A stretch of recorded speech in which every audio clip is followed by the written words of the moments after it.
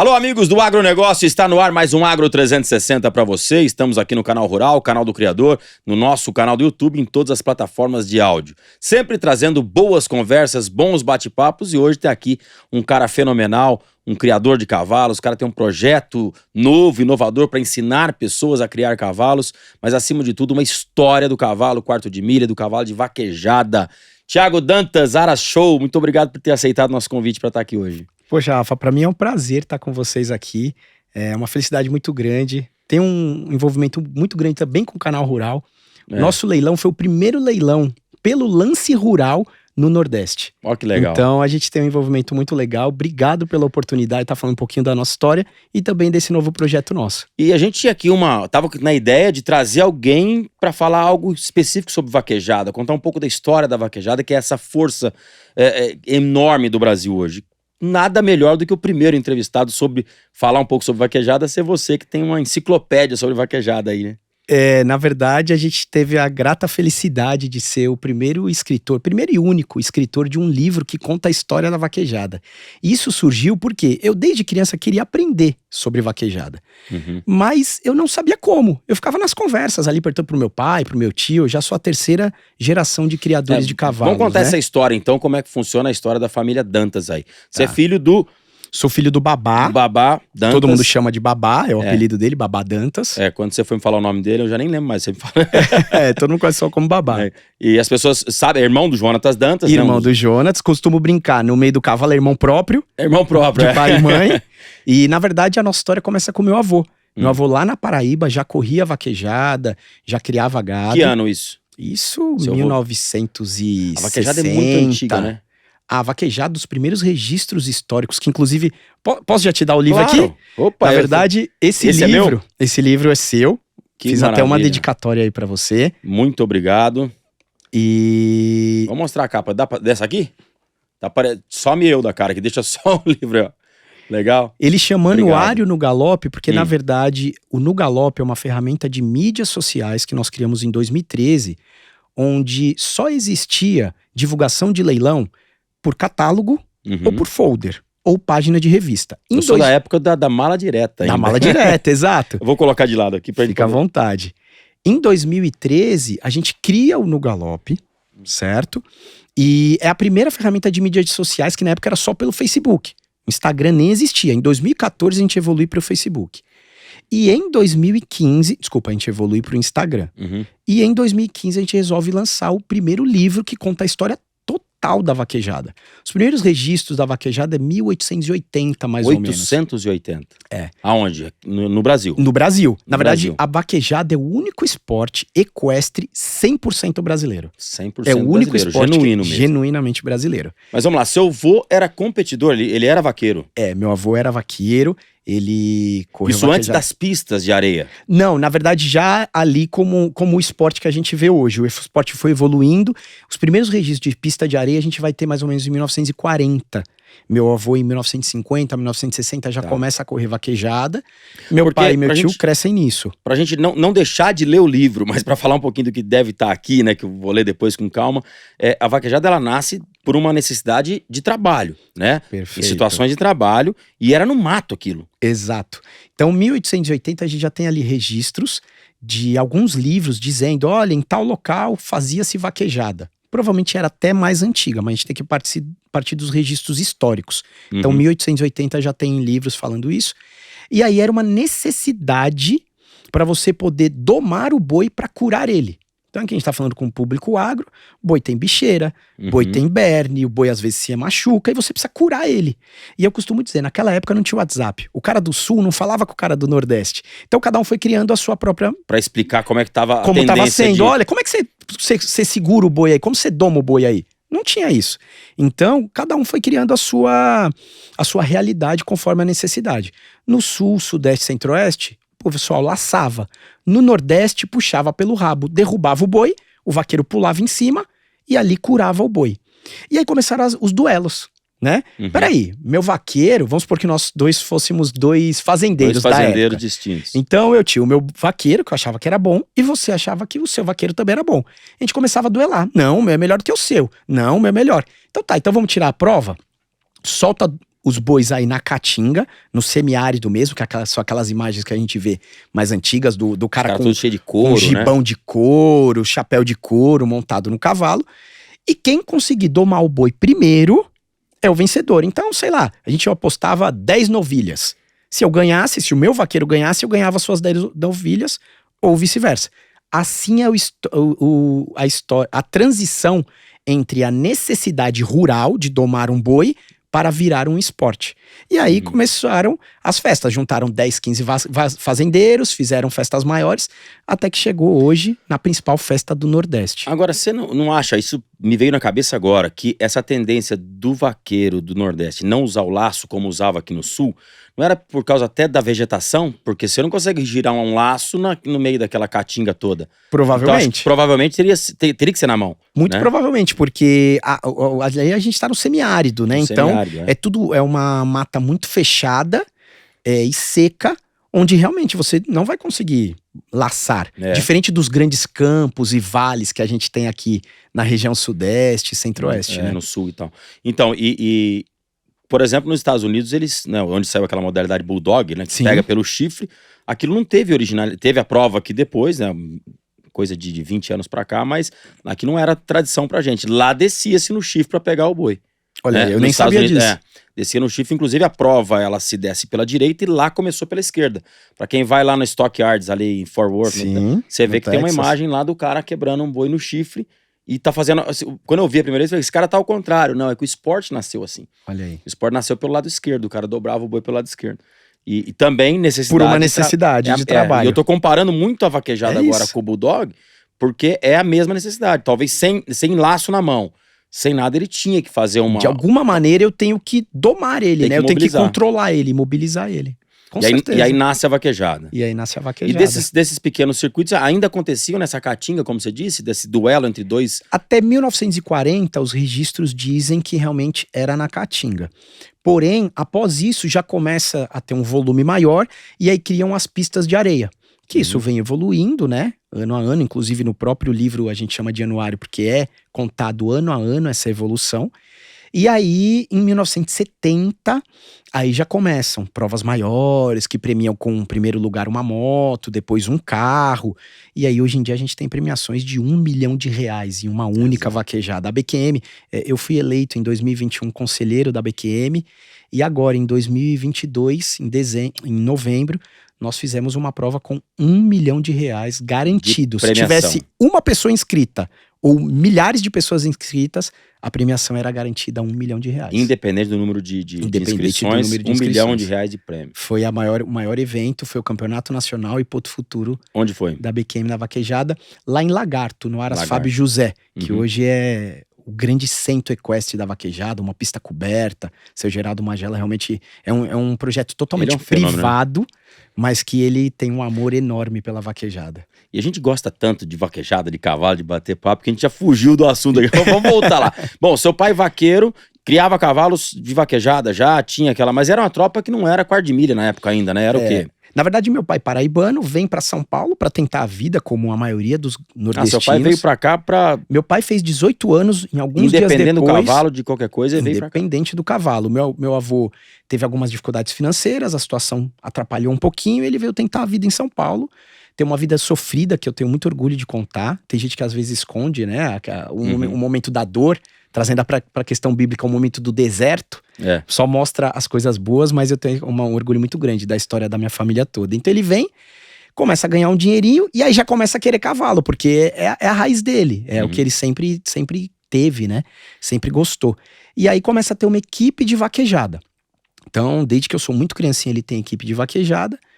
E exatamente há 17 anos atrás a gente dá início ao Aras Show, propriamente dito, com a compra de 2 éguas. Então, éguas. Ali a gente começa a criar potros pensando em vendê-los, tanto para vaquejada quanto para corrida. São as 2 modalidades que hoje a gente cria focado nelas. Seu pai competia vaquejada também, né? Meu pai competia e era vaqueiro bom.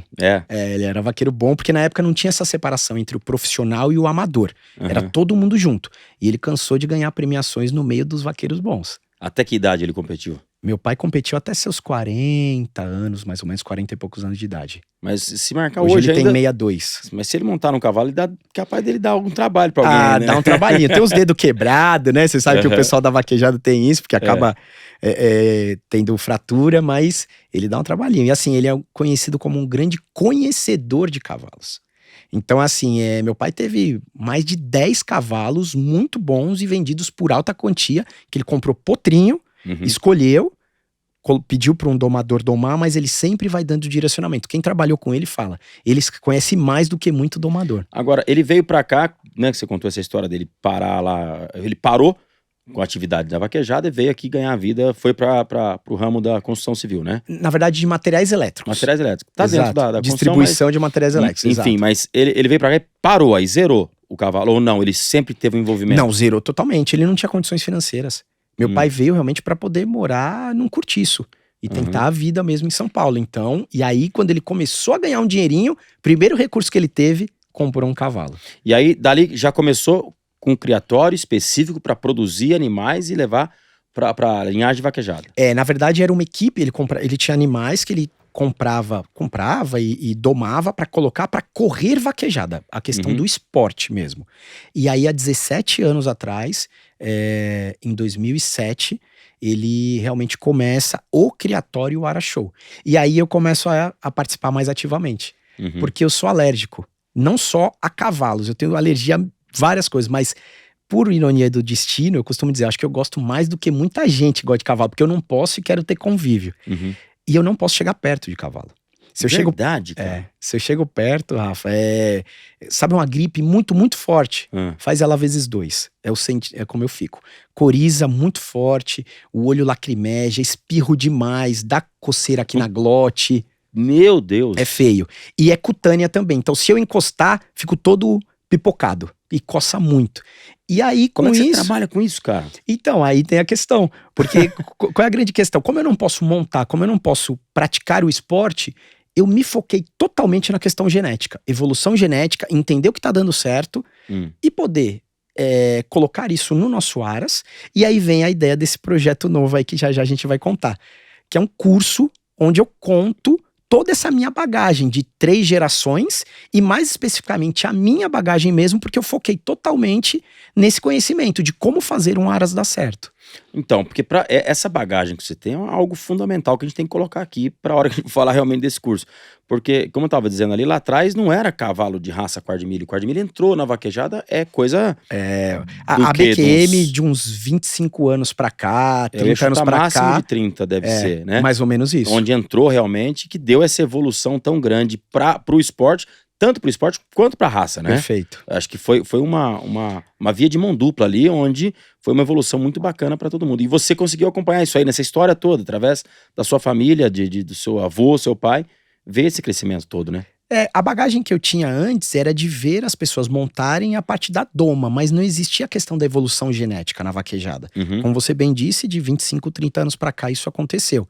Então eram cavalos de várias raças, inclusive meu pai já teve várias outras raças, Penty Horse, Appaloosa, Puro Sangue Inglês, competindo vaquejada. Só que quando a BQM entra na vaquejada, na verdade ela não entrou por imposição. Foi os próprios competidores de vaquejada que notaram que a cada 10 cavalos bons de vaquejada, 9 eram quarto de milha, 1 era de outra raça. Então não fazia sentido você fazer seleção genética de outra raça. Vamos selecionar o que tá dando certo. Isso é evolução. É escolher, separar e... Não precisava inventar a roda, Não precisava inventar a roda. E aí eu dei sorte disso. Eu acho que eu tava no momento certo e na hora certa, porque eu tava numa família que já entendia de doma, que já entendia de competição, e que pegou esse início do desenvolvimento da genética de cavalo quarto de milha dentro da raça. Com isso eu tinha 10, 12 anos. Então eu vivi isso muito próximo. No berço No berço já. Então, quando eu tava me entendendo um pouquinho como gente, eu já tava ouvindo sobre o Alamithus LED, sobre o Dash for Cash e outras linhagens que constituíram a base da vaquejada. Agora, vamos falar um pouco, pensando que alguns leigos estão nos acompanhando, falando sobre vaquejada. Você precisava ter a linhagem de velocidade, que é um dos pontos principais da genética de vaquejada, já era uma preocupação lá atrás, porque a carreira tem que ser Perfeito. Né? O cavalo tem que correr muito para chegar até o boi, Perfeito. manter aquilo lá e depois ultrapassá-lo, né?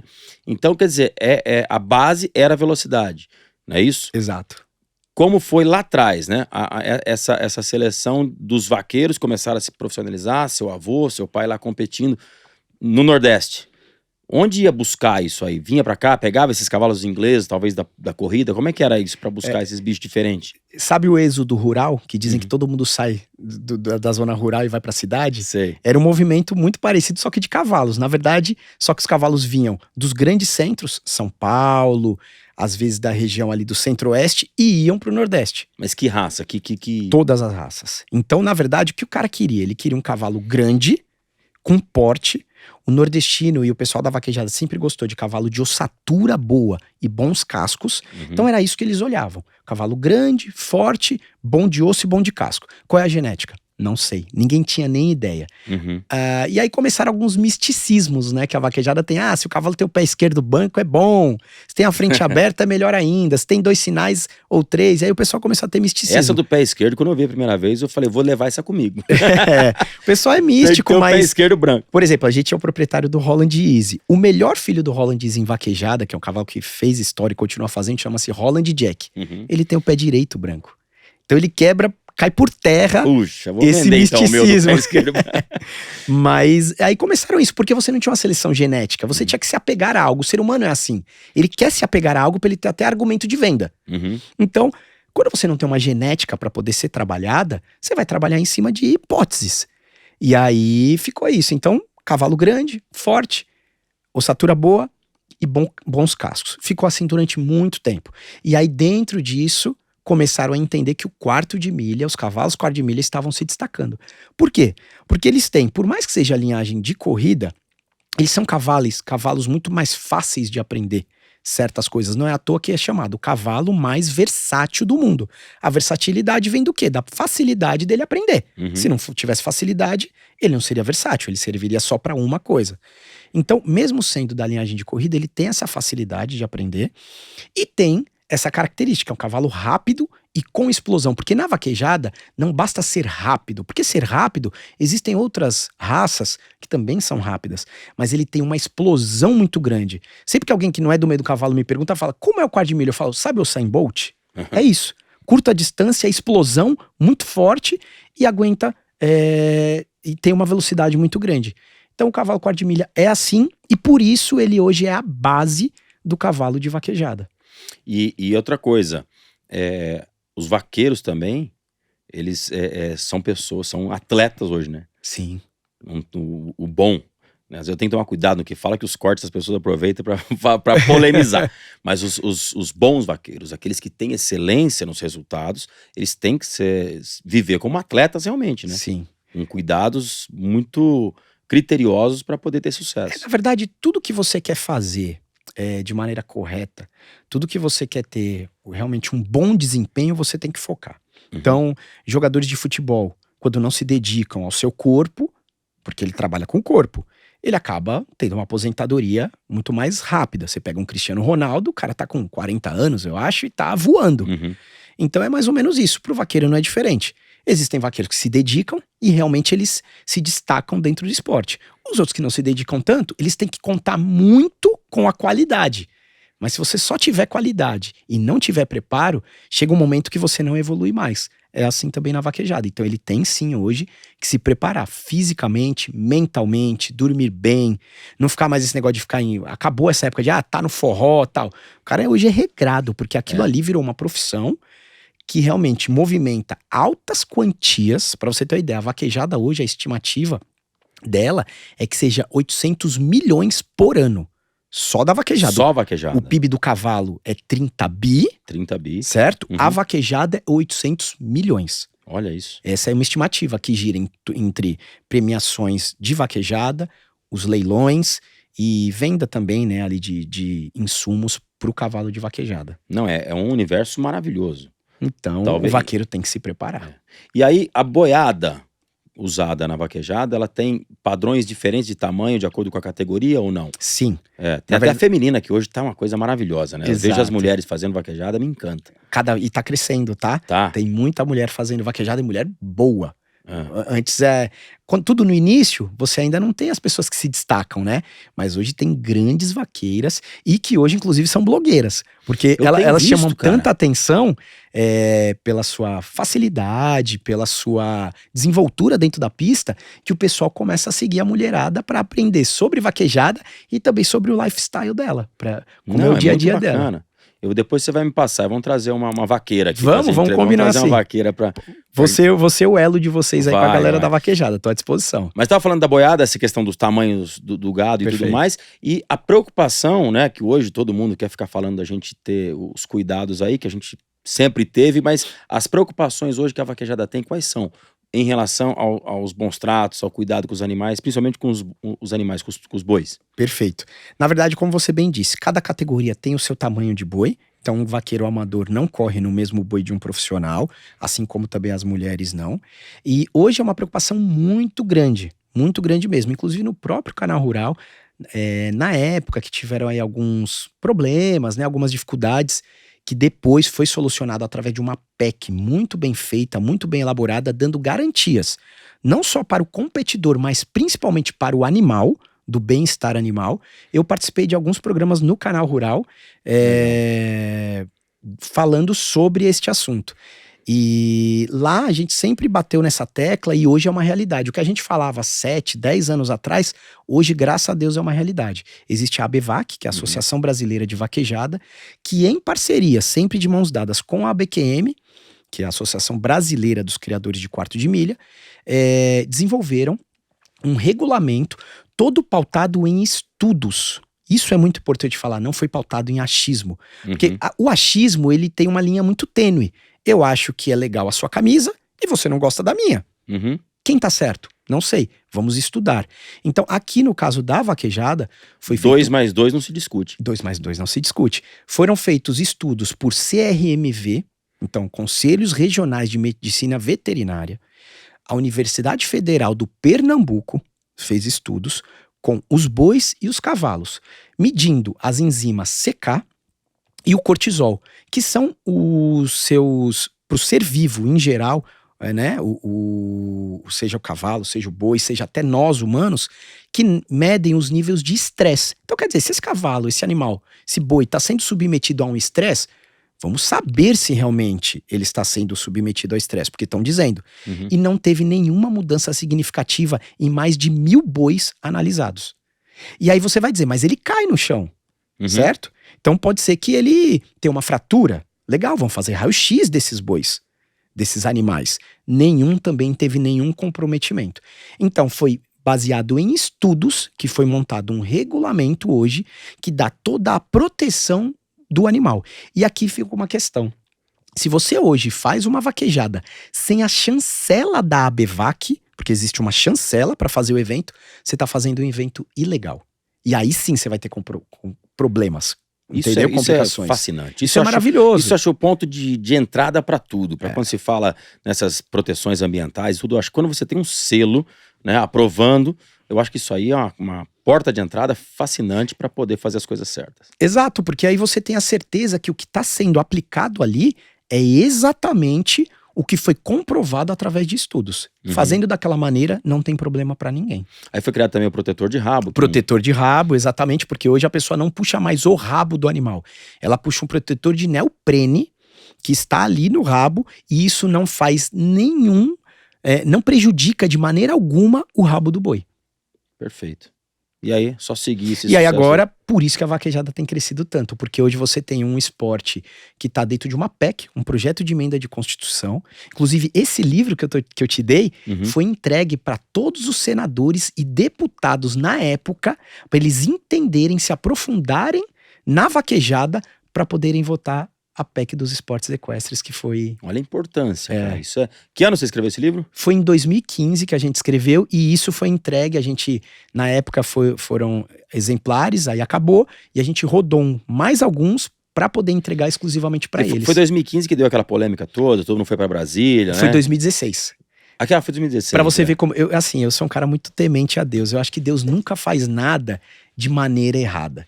Não existia, se você quiser saber de vaquejada, você jogava no Google, você não conseguia saber. Aí, por algum motivo, que eu imagino que pode ser um dos motivos esse, eu resolvi escrever esse livro com 2 amigos, porque era muito trabalho, é um trabalho muito denso, eu tenho meus Imagino. outros afazeres, então não dá pra fazer sozinho.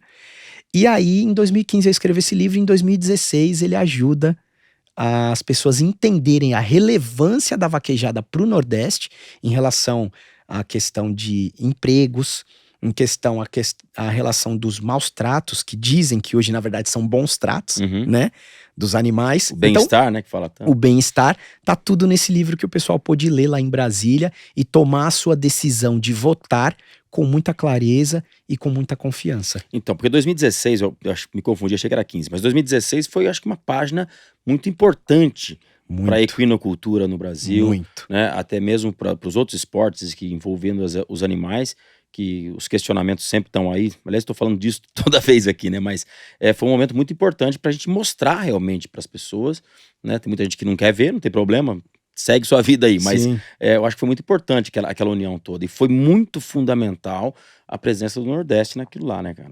Lotou Brasília lá numa manifestação pacífica Foi. linda. A gente tava né? lá. Eu tenho a tristeza de dizer que eu não fui. Que pena, Meus porque compromissos. foi um momento muito marcante. E aquela história que a gente tem que levar pra vida, né? Às vezes o tempo passou, né, já se passam quase 10 7 anos, 7, aí. quase beirando 10 anos. Eu olho pra trás e falo, putz, cara, eu teria perdido um compromisso, alguma coisa, e eu teria feito parte daquilo. Então eu tenho esse arrependimento. Parte da história, né? Tem esse arrependimento de não ter. Foi a coisa mais maravilhosa que eu pude ver. Foi um movimento lindo, Rafa, porque, na verdade, por que o Nordeste estava... Muita gente não sabe o que aconteceu ali, essencialmente. Existe um projeto de lei em Fortaleza para regulamentar a vaquejada. Só que aí deturparam isso e votaram contra, porque não foi muito bem explicado. Isso foi subindo as instâncias até chegar no STF. Chegou no STF, bloquearam. E aí falaram, peraí, estão bloqueando algo que, na verdade, não é a realidade. Então, estavam bloqueando de maneira correta. Uhum. Porque a realidade não era aquela. E aí a vaquejada se mobilizou. Foi um momento maravilhoso, um momento lindo. A gente mandou nosso caminhão pra lá, fomos pessoalmente, tiveram artistas, foi um momento muito legal.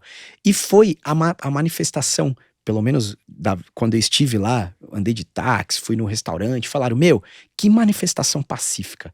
Tudo que falaram que vocês iam ser arruaceiros, iam trazer cavalo, porque a gente foi de cavalo. Uhum. Tinha mais de 1000 animais Eu lá. vi. Putz, E lindo. não sei quantos caminhões, acho que 500 caminhões. Foi aquela esplanada ficou linda, ficou parecendo realmente ali um ambiente de rural mesmo.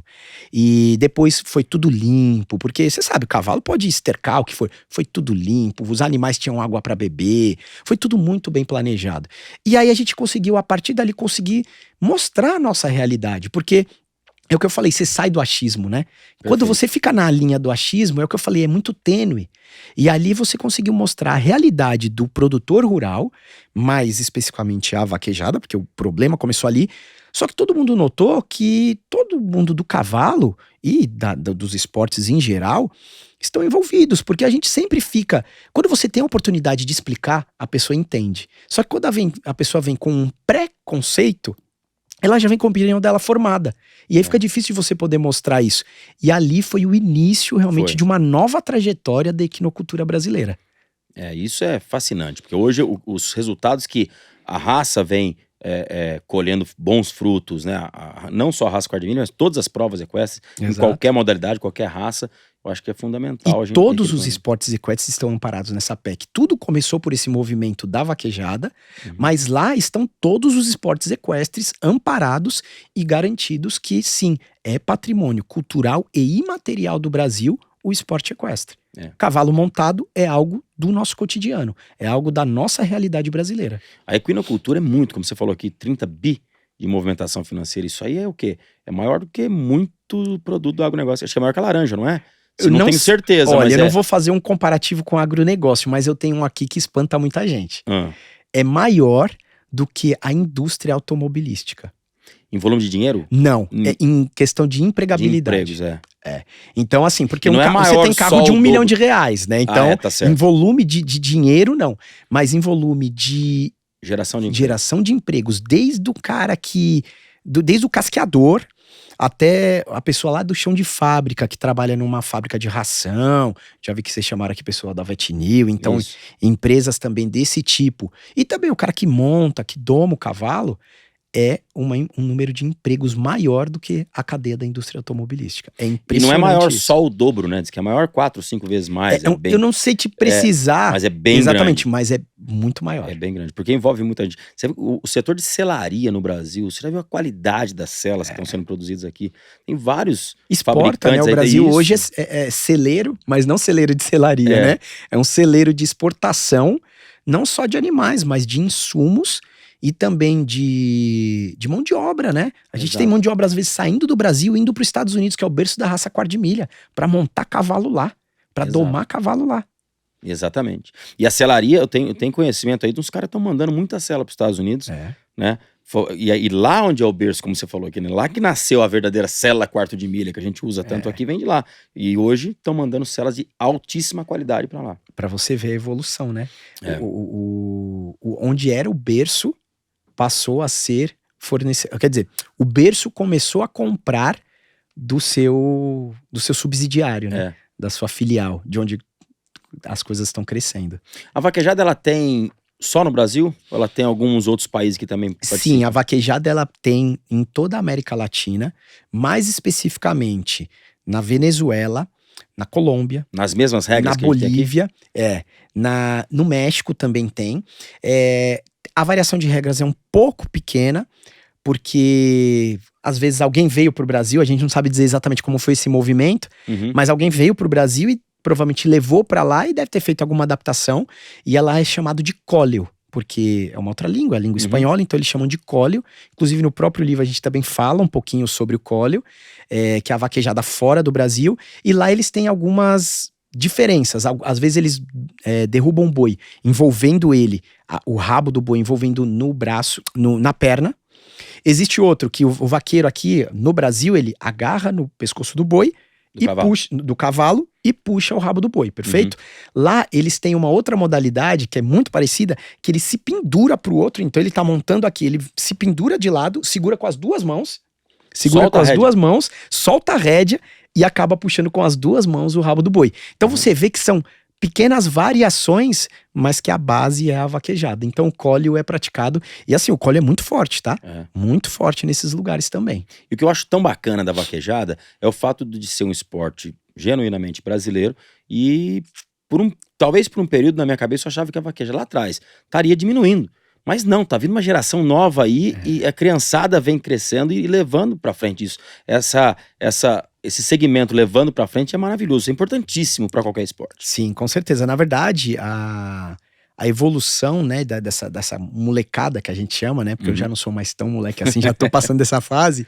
E como eu fui lá atrás, né, um novo amante do cavalo dentro da minha família, tem também dentro de várias outras famílias uma molecada nova vindo e competindo em alto nível, entendendo muito de genética, entendendo de doma. Tem muitas pessoas muito capacitadas e novas mesmo, correndo muito bem dentro da vaquejada. E aí você falou disso, até queria fazer um parênteses aqui. A entrada dos artistas na vaquejada também foi muito importante. Sabe por quê? Porque eles levam pra fora do nosso micro, que nem é tão micro mundo assim. Eu digo micro porque às vezes a pessoa que não é tão rural, ela não entende da potência, da força do agro, né?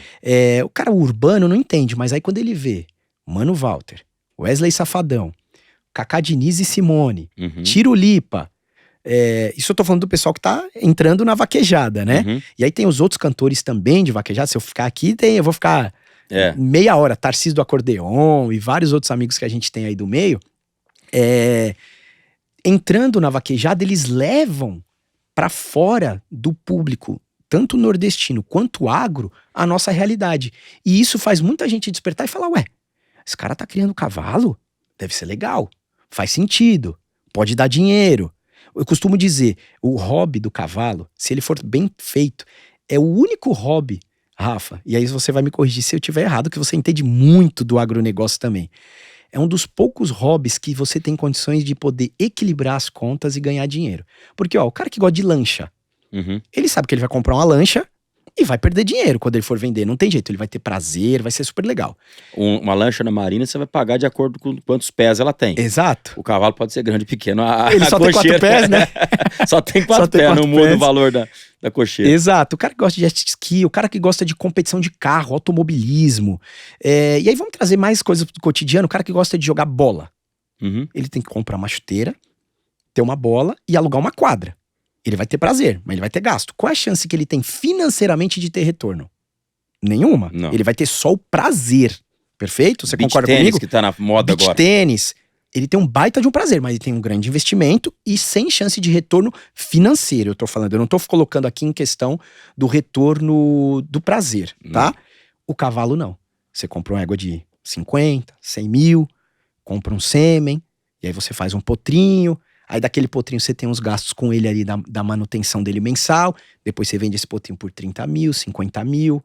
Se você tiver a sorte de ver uma fêmea bonita, tal, putz, às vezes você com a o valor da sua égua, 100 mil reais. Tô dando um exemplo aqui. Talvez a primeira filha dela você venda pelos mesmos 100. Aí você vai tirar ali os seus custos de manutenção tal, ela te deu um lucro líquido de 50, 70 mil.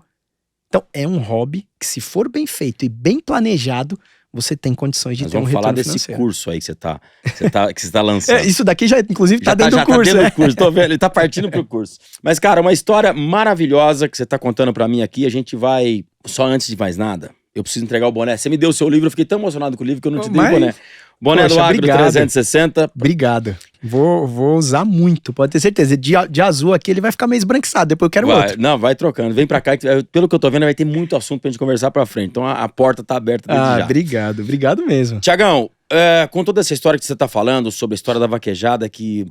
Ó, não aprendi nada ainda, viu? Você tem que ficar aqui uns 10 podcasts pra me contar muita história de vaquejada. Mas, criatório da família Dantas, seu pai, você, toda a sua família... De repente entra na vida de vocês esse fenômeno de Garanhão. Para quem não conhece, eu vou falar, um dos mais produtores, um pai de garanhões, um pai de matrizes, Holland Easy. Como é que foi a entrada do Holland Easy na vida de vocês? Como eu comentei agora há pouco, em 2007 meu pai começa a criação com 2 eguinhas. E aí ele entra numa sociedade, um cavalo também que ia ser fenômeno, chamado Eternal Steel, um cavalo de vaquejada, que logo na sequência desapareceu. A gente ficou um tempo sem Garanhão. A gente compra em sociedade um garanhão americano chamado Ice Special, campeão mundial de corrida e que foi líder em Sorocaba também em 2011, a sua geração.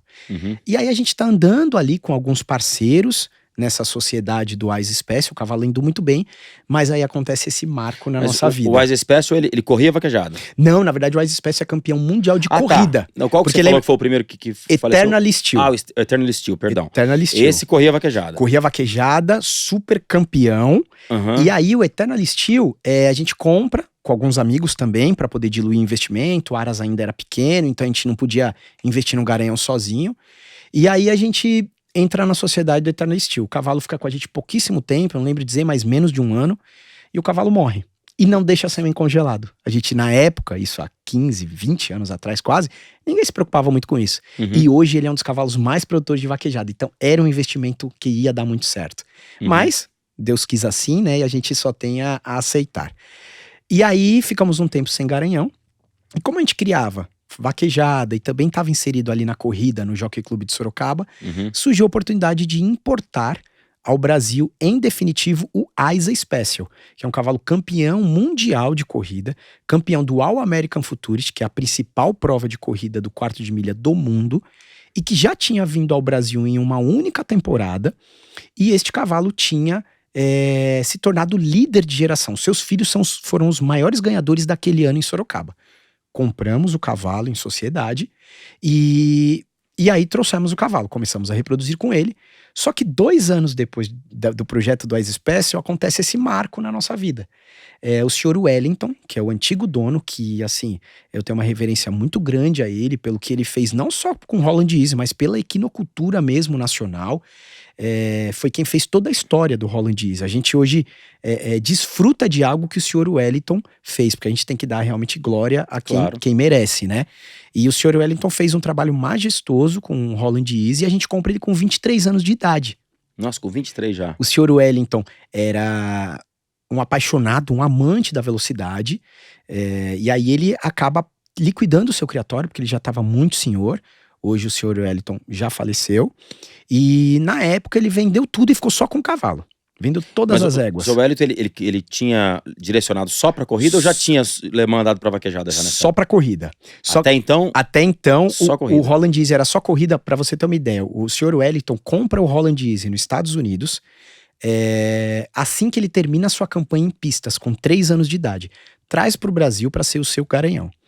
E aí ele começa o trabalho. Só que na primeira geração nos Estados Unidos, o Holland Easy já dá um cavalo chamado Corona Cartel. Na primeira geração. Então, aí o assédio foi muito grande. Eu não sabia que o Corona Cartel era a primeira geração dele. É a primeira geração do Holland Easy. Filho da Corona Chique. E o Corona Cartel, eu vou fazer aqui só um adendozinho. Claro. Não sei se a gente tem tempo. Olha que história legal. O Corona Cartel nasceu, pra você ver como as coisas, quando são feitas de coração, Deus coloca a mão mesmo. Porque nasceu de uma brincadeira. Como assim? Dona do Corona a dona da Corona Chique, que é a mãe do Corona Cartel, falou na época com o dono do Holland Easy, não era o senhor Wellington. Eram 2 irmãos holandeses, por isso que o nome dele é Holland Easy. 2 irmãos holandeses radicados nos Estados Unidos. Numa conversa que eles estavam lá, eles falaram: minha égua vai ganhar do seu cavalo. Não, meu cavalo vai ganhar da sua égua. Então vamos fazer assim? Quem ganhar, dá o produto pro outro, a gente faz um produto. Olha só, então, resumindo, a Corona Chique ganha do Holland Easy. Ganhou do Holland Easy nessa corrida. E aí, eles fazem um produto, Holland Easy na Corona Chique. E aí ficou pra proprietária da... Ficou pra proprietária, e esse cavalo nada mais... Se o Holland Easy ganhasse, seria o mesmo cruzamento, seria dos proprietários. E aí virou o Corona Cartel. Então, pra você ver como o cavalo todo mundo fala, né? Cavalo é amizade. E é mesmo. E quando a coisa é feita de coração, quantas vezes eu vi uma pessoa que deu uma cobertura pra alguém e nasceu um craque dali, sabe? Tem coisa muito legal dentro do cavalo. E aí nasceu o Corona Cartel logo na primeira geração, Rafa. Que já abriu E aí, o cavalo que tinha vindo... As cortinas do sucesso. Exato. O cavalo que tinha vindo ao Brasil para poder ser 100% nacional, né? Começou a ficar 6 meses no Brasil e 6 meses nos Estados Unidos. O senhor Wellington ficou nisso uns 10, 15 anos. Depois, o cavalo ficou em definitivo pro Brasil, que ele já tinha seus 16, 18 anos, fica ruim ficar viajando muito, toda hora, viajando muito. E aí, ele fica em definitivo. O senhor Wellington sempre competiu e correu, sempre competiu e criou para a corrida, no Jockey Club de Sorocaba e nas canchas retas do Brasil inteiro. E aí, o Holland Easy, como eu falei pra você agora há pouco sobre a vaquejada, o que o pessoal da vaquejada fazia? Vinha em São Paulo, comprava cavalos fortes, com boa musculatura, bom de osso e bom de casco. O Holland Easy reunia todos esses pré-requisitos. Então começaram aí filhos do Holland Easy pra vaquejada, sem ninguém saber o que era Holland Easy. Era o refúgio do refúgio do refúgio da corrida. Entendi. E começaram a dar bons cavalos de vaquejada. Como também refugos foram para o tambor e começaram a dar vários craques no tambor. Então, o Holland Easy é o cavalo que reúne realmente o slogan da vaquejada nele.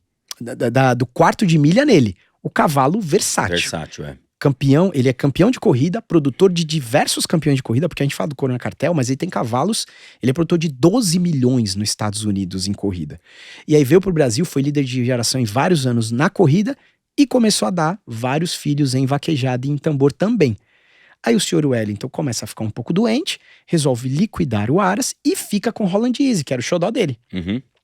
E aí as pessoas ficam, o senhor Wellington, o senhor não vai vender o cavalo, tal, aquele assédio, ele, não vendo o cavalo, não quero vender o cavalo, é meu xodó, tal. Ele, graças a Deus, com muita condição financeira, não precisava do recurso financeiro do cavalo, pra ele o que valia era o amor, que movimentava ele em relação ao Holland Easy. Só que aí, num certo momento, o Marcelo da MBA Leilões fica sabendo que o Holland Easy, o senhor Wellington estava ventilando a possibilidade, depois de quase um ano depois dele ter vendido as éguas, de vender o Holland Easy. E ele comenta com meu tio Jonatas, o dono do Rochão, do Ana Dantas. Fala, Jonatas, parece que seu Wellington quer vender aí o Holland Easy, o que você acha? Você tem interesse? Ele falou, o Jonatas tinha acabado de comprar o 3.6, tinha o Rochão e tinha o Stone. Ele falou, pra mim não faz sentido, mas tem uma pessoa que cai igual uma luva. Ele falou, vou falar com o babá. Aí ele falou, e eu lembro direitinho, meu pai tava no leilão do Aras Vista Verde, do Mauro e do Marquinhos Zaborowski, em Sorocaba, e eu tava indo pra lá. Eu tava no carro, Rafa, e meu pai me liga. Eu até me arrepio, se eu pudesse mostrar que eu tô todo arrepiado, porque foi um momento... Essas histórias são fascinantes. Putz, meu, é um momento que você fala, meu, Deus colocou a mão e falou, meu, é pra ser seu. Sabe? Tipo, Deus direcionou. Porque assim, condições financeiras muitas pessoas poderiam ter. Mas chegar até a sua mão uma oportunidade dessa... E aí eu tava no carro e meu pai me liga. Tiago, deixa eu te falar, bem despretensioso. Tipo assim, ele não tava acreditando muito, sabe? No potencial. Seu tio falou aqui pra mim que o seu Wellington pode vender o Holland Easy, o que você acha? Eu falei, como assim? Pode vender o Holland Easy? Ele falou, não, ele quer vender o Holland Easy e tal. Eu falei, o cavalo vai acompanhar as paletas de sêmen congelado? Ele falou, não, ele vai vender tudo, ele não vai ficar com nenhuma reserva. Eu falei, eu não sei o valor, mas se você tiver disponibilidade financeira, compra. Depois a gente conversa, eu tô chegando aí. Compra. Eu falei, já a palavra o negócio. Já não perde. Mas ele não ia leilão, seria comercializado fora de leilão. Foi uma conversa de bastidor que o senhor Wellington teve com o Marcelo comentou com o meu tio e meu tio comentou com o meu pai. E aí meu pai me ligou. Mas assim, até então, passava pela cabeça de vocês, putz, eu Jamais. poderia comprar o Holland Easy, eu queria comprar, Ninguém meu sonho comprar. Não, nunca ventilou isso por vocês. Então, sonho a gente tinha. Certo, mas... Porque assim, quem não quer comprar... Talvez um sonho impalpável. Quem não quer quem eu costumo, assim, eu tento trazer pra realidade das pessoas, né? Imagina você tem um time de futebol e você tem a possibilidade de trazer o Cristiano Ronaldo pro seu time. Você tem esse sonho, mas se é possível já é outra história. É mais ou menos isso. Então, o Messi, né, o Neymar, um grande astro. O Holland Easy era isso, dentro do quarto de milha ele é um grande astro. Então assim, a gente que imaginava, né, mas imaginava assim, nossa, quem dera um dia poder ter. Mas desse sonho virar realidade, tem um abismo enorme. E aí nessa ligação eu falei, pode fechar o negócio. Ele falou, não, o seu Wellington não tá aqui. Eu falei, então liga pra ele, fala que você tem interesse. E aí, seu pai tinha amizade com ele? Tinha, a gente tinha conhecimento com ele, amizade, amizade boa. A gente tinha comprado filhas do Holland Easy dele pra serem nossas matrizes. Tinha uma amizade muito boa, de convívio ali do Jockey Club de Sorocaba mesmo. Mas nunca tínhamos... Como é que você vai chegar numa pessoa que fala, eu não vendo o cavalo, eu vendi todas as minhas éguas e você vai ofertar algo? Você chega a ofender a pessoa. Não é uma não tem coisa como fácil de fazer. Eu queria comprar o Holland Easy. Ninguém teve coragem de fazer isso. Mas quando a gente soube da possibilidade... E aí meu pai pegou e entrou em contato com ele. Ele não estava no leilão. Falou, senhor Wellington, queria conversar com o senhor, queria saber, existe a possibilidade? Eu fiquei sabendo, sabe? Todo bem cauteloso. Cheio de dedos, muito cauteloso. Ele falou, não, tem sim, tal. Vou marcar meu filho, que ele era bem senhorzinho. Vou marcar meu filho, vou marcar na minha empresa. Aí meu pai foi até lá na semana. Ele falou, me conta, o que você imagina? Ele falou, senhor Wellington, a gente é fã do Holland Easy. Holland Easy nessa época já tinha o Holland Jack, a Pine Easy, a Henrietta, vários filhos campeões em vaquejada. E aí a gente falou, meu pai falou, na verdade eu não estava junto, meu pai falou, olha, a gente queria dar continuidade na história, mas assim, só se o senhor se sentir confortável, sabe, muito cheio de dedos pra não, de maneira alguma, ser uma coisa chata, invasiva. Né? Perfeito, a palavra é essa, pra não ser invasivo. Falou, olha, na verdade eu nunca pensei em vender o Holland Easy, mas diante disso que você tá me dizendo, você também tem um filho que pode dar continuidade, vamos negociar. O valor é esse e tal. Não vendo ele parcelado, o valor é esse. Aí meu pai falou, tá comprado. Foi assim. Ele falou, então tá bom, tá comprado, então tá bom. Ele falou, o senhor quer que eu faça um sinal? Quer que eu pague? Porque na época não tinha Pix, né? Quer que eu deixe um cheque pro senhor? Não. E o senhor Wellington era um homem de palavra. Ele pegou e falou, pra mim tá feito. Não, mas vamos fazer um contrato. Tá feito, meu filho. Tá feito. Que bacana. Você deu a sua palavra pra mim, até me emociono, até bati no... Pô, tá feito. E aí foi assim que foi a compra do Holland Easy, e aí a gente começou um projeto com o cavalo. Só que ele faleceu rápido demais. Rápido. A gente comprou ele em março de 2013, em janeiro de 2014 o Holland Easy falece. Putz. E aí, mas deu tempo de você coletar bastante. A gente coletou sêmen. Além das paletas congeladas que você tinha dele lá. Coletamos sêmen dele. E aí a gente acabou vendendo algumas coberturas também para algumas pessoas, porque o Holland Easy também tinha uma demanda reprimida. O seu Wellington vendia só 5 coberturas por ano. Então era todo mundo... É aquela questão da oferta e procura. Todo mundo queria comprar, ele segurava, e por isso o cavalo era tão procurado. Claro que por méritos do cavalo. Mas quando começou a procura, ele segurou a venda de sêmen. Então a gente vendeu algumas coberturas para pessoas que queriam ter esse acesso à genética, como a gente também queria. E aí logo na sequência o cavalo morre. E aí vem outra coisa, para você ver como uma vida de resiliência, lá na frente você consegue colher os frutos, né? Você passa por problemas, mas se você permanece ali naquele propósito, claro, focado, né? Não adianta fazer as coisas na loucura, mas se você sabe que aquilo tem fundamento, você deve continuar no seu objetivo. Porque o Holland Easy morre, sobra o semi-congelado e quando a gente vai mexer com o semi-congelado, a motilidade dele é baixa. O que é motilidade? Não sei se os amigos vão saber. Pode explicar. Quando você congela o sêmen, você paralisa os espermatozoides. Quando você descongela, às vezes esses espermatozoides não voltam da maneira que eles eram antes. Eles ficam parados. E o espermatozoide parado não fecunda. E aí a gente se depara com outra situação. Vamos ter que esperar a ICSI, que é a inseminação in vitro, que lá nos Estados Unidos, isso já estamos falando de 2015, o Roland Disney morre em 2014, então a gente está falando 2015, 2016, vamos ter que esperar a ICSI ser realidade. No Brasil. Porque lá nos Estados Unidos já tinha o comentário que estavam fazendo e tal, mas a gente não tinha como fazer, não tinha como mandar as réguas para os Estados Unidos e tudo mais, então tinha que esperar chegar no Brasil. Em 2018, o Holland Easy é o primeiro cavalo, não quarto de milha, é o primeiro cavalo que começa um experimento com o ICSI no Brasil. A gente fez uma parceria com a doutora Perla, do laboratório in vitro, ela que inclusive fez o clone do turbante, ela e o esposo, né, o antigo esposo dela. E aí ela vai para esse viés da ICSI, da in vitro. Equina, né, porque a bovina já existia há muito tempo. Que é a fívida. Que é a FIV, exato. Mas a equina não existia, tem algumas variações, algumas diferenças. A gente começa um projeto experimental. E aí ficou 1 ano batalhando e sofrendo até que nasce uma potra. Nasceu uma potra. 1 ano pra tirar a primeira potra? 1 ano, não é 1 ano pra ela nascer, porque nascer já são 11 meses. É 1 ano pra conseguir segurar o embrião. Fecundar o embrião e segurar ele na receptora. Aí depois nasce a primeira potra, aí no segundo ano a gente já tem 3 produtos, e aí vai evoluindo. E aí em 2021 a gente consegue realizar um projeto que era do meu pai. Até me emociono, porque meu pai tinha um sonho de fazer um leilão com os filhos do Holland Easy. E a gente teve que esperar quase 8 anos para fazer esse projeto. E Deus é tão maravilhoso, porque isso foi no meio da pandemia. Começou a pandemia e meu pai fez 60 anos no dia 5 de julho.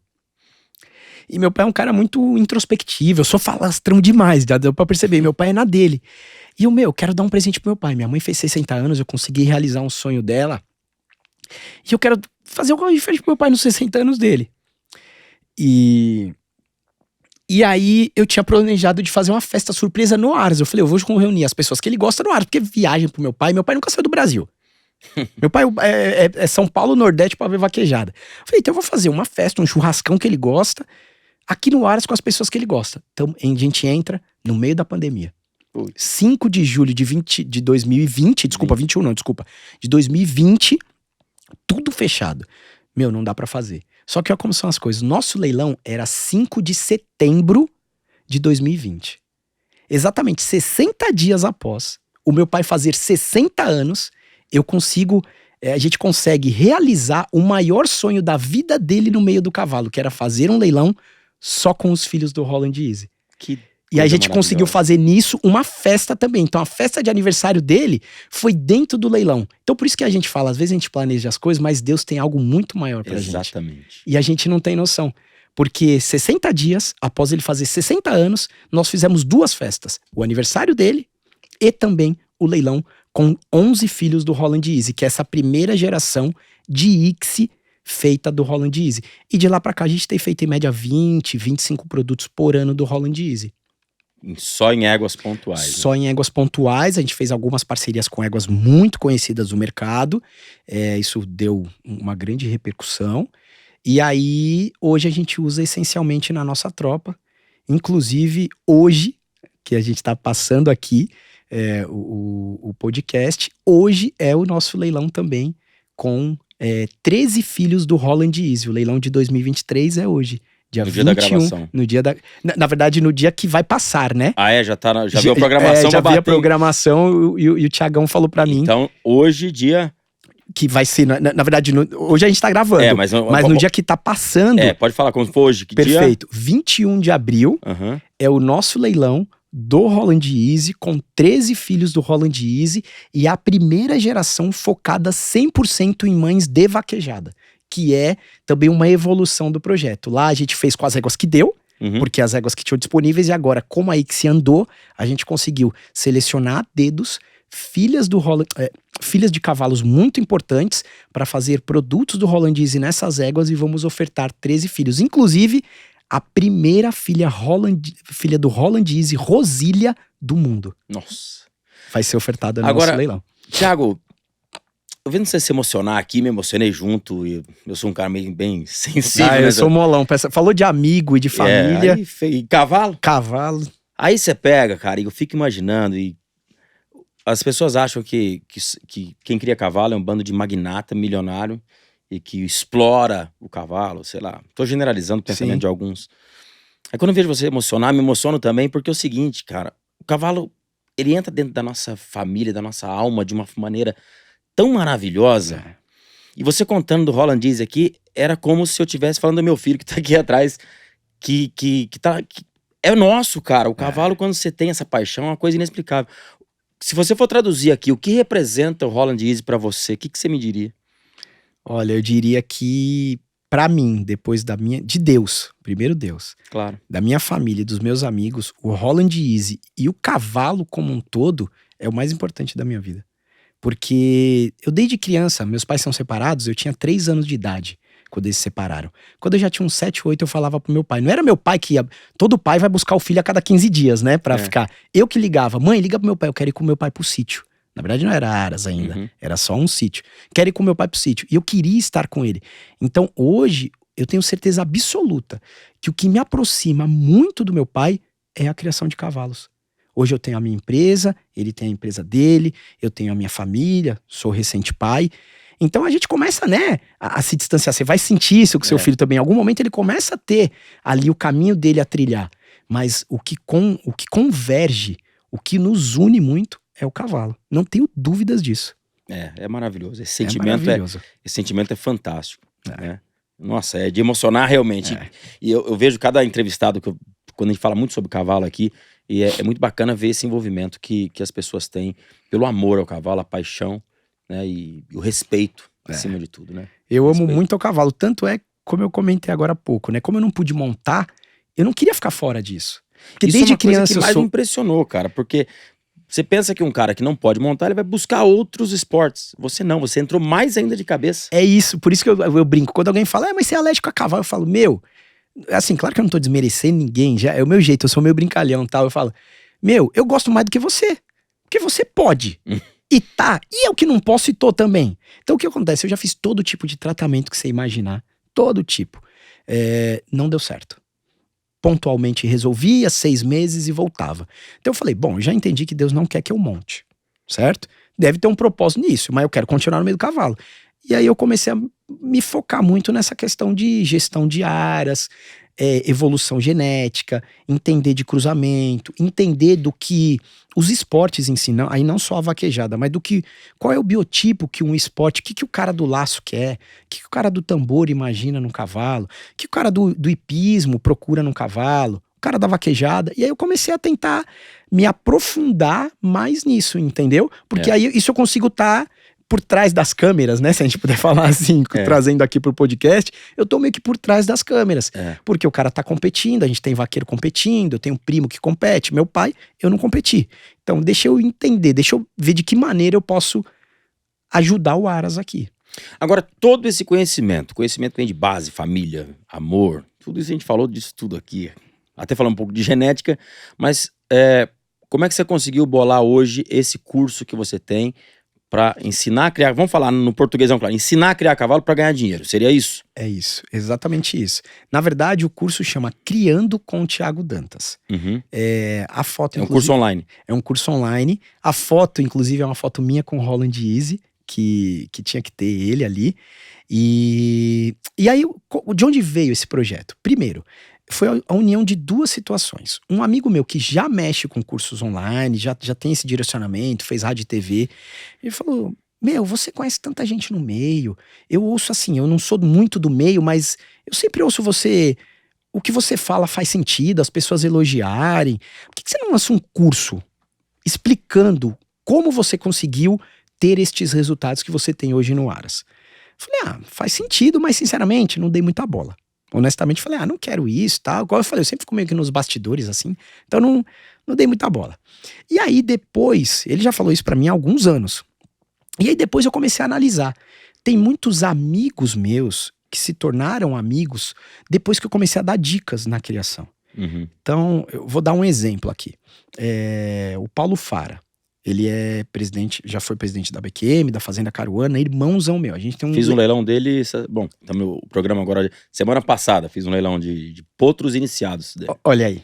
Então, o Paulão é amigo meu demais. E aí ele pegou e a gente tinha um leilão em sociedade. Sabe o que ele falava? Tiagão, o que você fizer tá feito. Confio de olho fechado em você no leilão. Uhum. Então assim, você vê um cara que tem uma bagagem dessa, colocar na mão de um moleque, né? Se a gente puder falar assim, porque isso já faz alguns anos, a responsabilidade de um leilão presencial dentro do Porto Futuro e Campeonato Nacional de Vaquejada e falar, o que você falar tá feito. Você fala, putz, acho que... Você se especializou em organizar leilões também. Organizar leilões, toda essa parte do backstage ali, né, sem se montar no cavalo, eu fui adquirindo conhecimento. Ele falou, Tiagão, o que você fizer tá feito. Aí você pega, por exemplo, o Mano Walter, que é um amigo e irmão meu hoje, mas na época era só um novo criador de cavalos. O cara bombando, baita de um artista, super conhecido a nível Brasil, e compra a primeira égua. E por coincidência ele comprou uma filha do Holland Easy num leilão meu. Uhum. Disso a gente começou uma amizade, e aí ele começou a ter dúvidas. E aí ele me ligava todo dia. Tiagão, desculpa te incomodar. O que você acha disso? Me falaram isso. Walter, isso faz sentido. Não, irmão, isso daqui não vai por aí que você vai tomar um fumo aí, não faz isso não. E aí a gente fala direto, tanto que hoje em dia eu sou padrinho de casamento dele, a gente é amigo e irmão. E aí ajudei também a contribuir na criação dele. E aí vários outros criadores, se eu ficar aqui... Mas assim, muita gente que começava a vir próximo de mim, pedir conselhos. Eu falei, poxa, se eu unir essa questão do curso, que meu amigo ainda não tinha uma ideia exata do que deveria ser esse curso, com esse know-how que eu adquiri e com essas informações que eu passo pra galera, eu posso ajudar o criatório de muita gente. Mas muita gente mesmo. Porque é só o cara ver o curso e empregar aquilo na criação dele. Que ele vai conseguir, aí como você disse, criar cavalo de maneira rentável. Porque se você fizer a compra correta de uma égua, eu te garanto que você retorna o investimento dela. Eu te garanto, mas ela tem que ser bem comprada. Não pode ser, por exemplo, igual eu falo no curso lá. Compra égua baratinha. Começou errado. Começou errado. Não tô falando pra você comprar égua de R$1 milhão, não é nada disso. Mas não compre a baratinha, porque a baratinha provavelmente é o descarte de alguém que já entendeu que não é aquilo.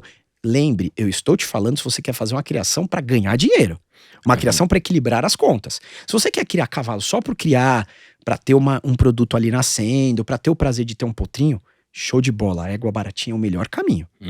Mas se você quer fazer uma criação rentável, é muito melhor você ter uma égua legal do que 3, 4, 5 baratinhas. O preço dessas 4 ou 5 baratinhas é o preço de uma égua boa que você vai poder rentabilizar em cima dela. Então o curso é baseado nisso, de você entender o seu propósito dentro da criação. Então, por exemplo, você é um cara que veio do rodeio, hoje é leiloeiro. Vamos supor que você queira criar animais. Quero comprar uma égua. Putz, você vai querer comprar uma égua pra quê? Pra vaquejada, pra tambor, pra laço, pra corrida. Eu tô falando quadrilha, rédeas, tô falando quadrilha, mas tem outros esportes e outras raças também. Não faz sentido você comprar uma égua só porque ela é bonita e você nem sabe qual é a linhagem dela. Se você, no seu mercado, você mora em Pindamonhangaba. Isso. Perfeito? Se no seu mercado não tem vaquejada. Aí você vai comprar uma filha do Holland Easy, a coisa mais linda, pra criar pra vaquejada em Pindamonhangaba. Será que faz sentido? Se você já tiver um relacionamento, eu crio em São Paulo. Só que o meu relacionamento é todo no Nordeste. Então eu tenho onde escoar essa produção. Eu tenho um relacionamento, eu tenho network para escoar essa produção. Mas se eu vou trabalhar ali no meu mercado regional, da minha cidade, das cidades ao redor, eu tenho que entender o que a galera ali consome. E aí eu ver se eu vou criar para isso. Ou não. Eu crio também, desculpa só claro. Finalizando, ou então eu posso criar também e falar, não, eu vou buscar outros mercados. Mas aí você tem que entender que você vai ter que procurar relacionamento nesses mercados. Eu não quero fazer o curso agora aqui, tá? Eu vou comprar depois. Mas olha, uma pergunta. Imagina, tá à disposição. O cara pequeno, ele consegue ter resultado financeiro criando pouquinho, começando devagarzinho, ou só no volume? Porque hoje o que preocupa bastante são os prazos de pagamento dentro das leiloeiras, que estão falando em 40 parcelas, 36, 40 parcelas aí. O cara cria 1, 2, 3 produtos, ele consegue ver rentabilidade nisso com um plantel pequeno? Vamos lá. Como eu disse agora há pouco, o cavalo é um dos poucos hobbies que te dá condições de você equilibrar as contas ou ter retorno financeiro. É baseado nisso que agora veio essa pergunta. Exato. Só que a grande questão, o que eu falei primeiro? Ele é um hobby. Então, se você entrar no cavalo exclusivamente para ganhar dinheiro, você corre grande chance de se frustrar. Uhum. Você tem que gostar do indivíduo. E você gostando do indivíduo, automaticamente você vai rentabilizar. Por quê? Porque você vai começar a viver aquele meio. Porque o cara que compra um cavalo pensando só em vender, é melhor ele comprar talvez gado de corte. Perfeito. Perfeito? Ou então é melhor ele fazer uma plantação na propriedade dele e vender. Ele não gosta de milho, mas ele planta milho porque dá dinheiro. Certo. O cavalo não, o cavalo é um hobby que pode, sendo bem feito, pode dar dinheiro. Essa pelo menos é a minha concepção. Quem pensa diferente eu respeito, mas essa é a minha. Então, fazendo bem feito você vai rentabilizar. E aí vamos lá. Você vai me dizer, se eu tenho 2, 3 éguinhas ou uma, vamos falar o criador iniciante, o mínimo, o cara comprou uma égua. E aqui vem uma das aulas, já vou dar aqui um spoiler. Um spoiler muito forte. Comece por uma égua. Não comece por um embrião, não comece por um macho, por um potrinho. Por quê? Porque se você quer ser um criador, o criador já diz, ele vai criar, ele vai fazer, ele vai gerar. Compre uma égua já em idade reprodutiva, escolha um garanhão, correto? Que faz sentido com a genética daquela égua e com a genética que você se predispôs a criar. Se é pra laço, então égua de laço, com garanhão de laço, pra criar pra laço. Não adianta você fazer tudo isso e depois querer oferecer pro cara de corrida. Oferecer isso pro mercado da vaquejada. Claro. Não faz sentido. Mas são pequenos toques, que isso daqui é 1% do curso. Uhum. Mas que faz muito sentido, que o cara quando começa, ele não tem nem ideia. Ele viu lá a égua, comprou, aí depois ele viu um cavalo que ele achou bonito, cruzou. Aí o cavalo era de vaquejada, a égua era de corrida, e aí na região dele o forte é o tambor. Meu, esse cara tá fadado ao fracasso. Uhum. E aí é a questão, se você... Por que tem dono de posto de gasolina que vai bem e dono de posto de gasolina que quebra? Por que tem locutor de rodeio que se desenvolve e tem locutor de rodeio que não se desenvolve? Porque ele entendeu que dentro do mercado dele tem certas coisas que são necessárias fazer. É a mesma coisa a criação de cavalos. Então, entrando agora exatamente na sua pergunta, é possível sim. Você vai comprar uma égua de 50 mil reais. Vamos falar aqui, de R$1.000 de parcela. 40 mil reais. Certo? Nessa égua, você vai usar o melhor garanhão do mundo? Não. Já começa daí, já é outra coisa que tá no curso. Meu, não faz sentido você comprar uma cobertura de 70 mil reais pra égua de 40 mil. Mas eu vou evoluir a genética e tal. Show de bola, evolução genética é uma coisa. Mas ter retorno financeiro não necessariamente está andando em paralelo. Então eu tô com uma égua de 40 mil, vou comprar uma cobertura de um cavalo de 3 mil, de 5 mil, vou fazer um produto, vou ter ali um custo de criação, 600, 800 reais mês, mais ou menos em média isso nos aras. Tem aras que conseguem às vezes até um pouco menos e outros que gastam um pouco mais. Vou ficar com ele 1 ano na barriga, prenhez direta. Vou fazer uma prenhez direta, não vou fazer transferência de embrião, porque a égua de 40 mil não te possibilita tanto. Faz uma prenhez direta, aí você fica com a égua 1 ano, com a prenhez direta, fica com o potrinho mamando no pé dela e vende ali o potro com 1 ano e meio. Então a gente tá falando aí mais ou menos de uns 30 meses, do início ao fim. Certo. Show de bola. 30 meses a 600 reais, 18 mil reais. Show, isso daqui é tudo conteúdo já do curso que você falou, não quero entrar, mas já tô falando. Já tô gastando o seu curso. 600 reais aqui, 30 meses a 600 reais, 18 mil reais. Quanto foi a cobertura? 5 mil reais?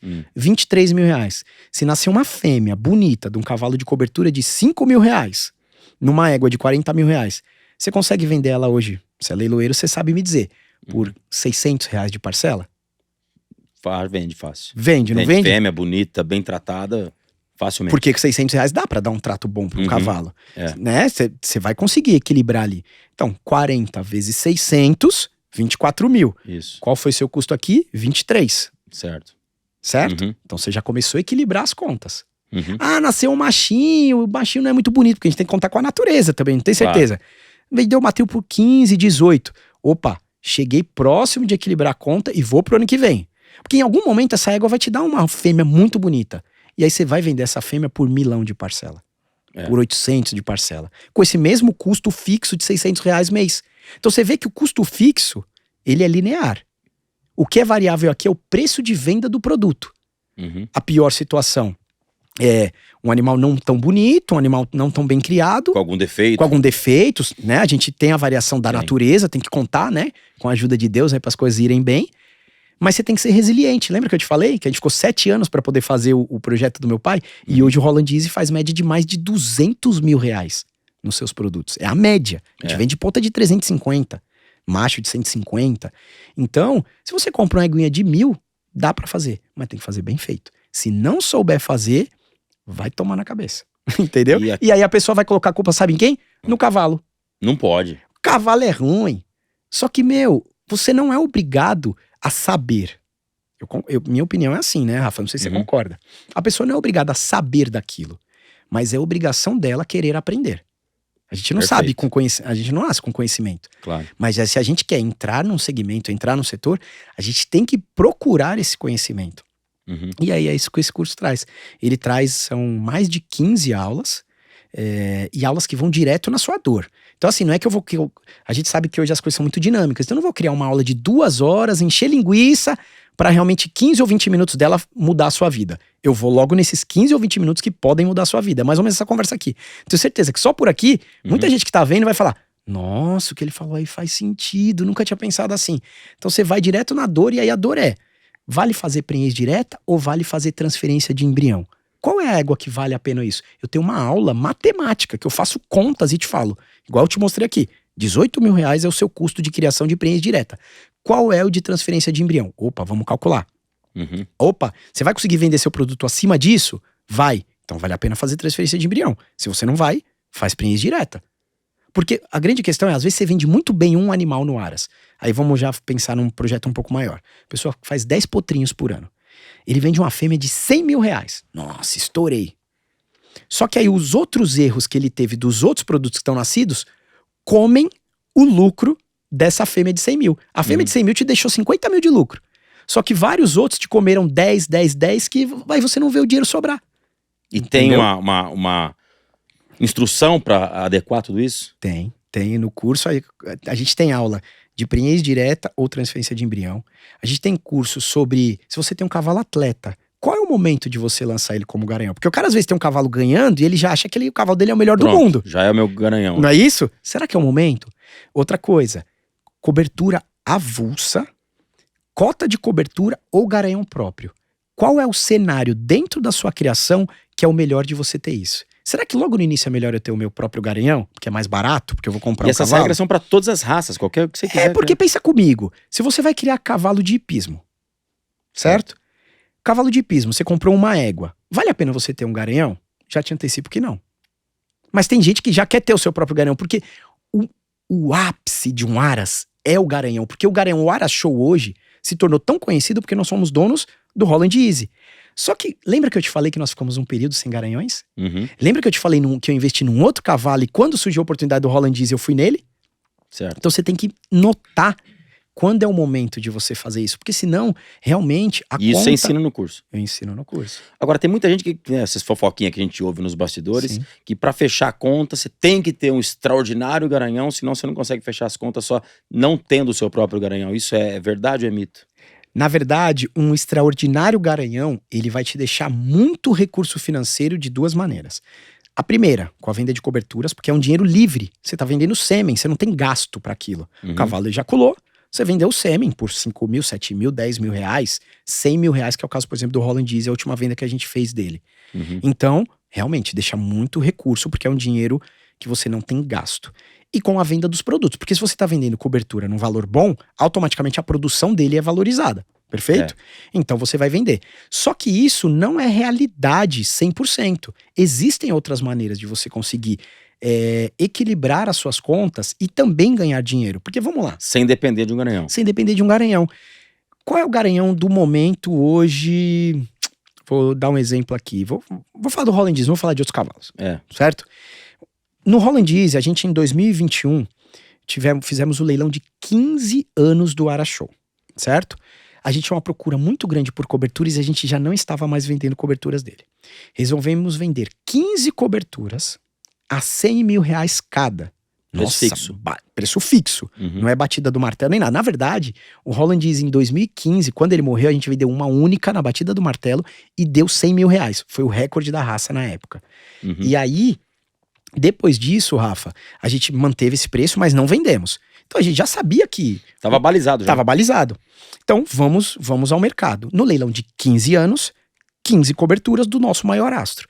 15 coberturas esgotaram, chegamos no leilão, já todas vendidas. Anunciamos na internet, no Instagram, tal. Os assessores fizeram seu trabalho, direcionaram.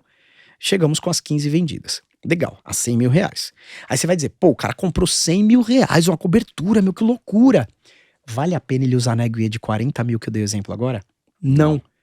2 amigos meus me perguntaram, Thiagão, porque eles sabem que eu sou, alguns me chamam até meio de super sincero pra essas coisas, sabe? Tipo, eu não coloco o dinheiro na frente do relacionamento, da amizade. Então, eu acabei pegando e falando, não vale a pena. Pra essa égua que você quer usar, não vale a pena. Aí você fez já o direcionamento. Eu fiz o direcionamento e aí um deles acabou não comprando. Ele falou, então obrigado, porque eu não vou ter relacionamento. Agora, tiveram pessoas que compraram e venderam só o embrião na égua deles por 200 mil. O cara investiu 100 e rentabilizou 100% em cima. No ventre que ele tinha. No ventre que ele tinha. Por quê? Porque eu dei o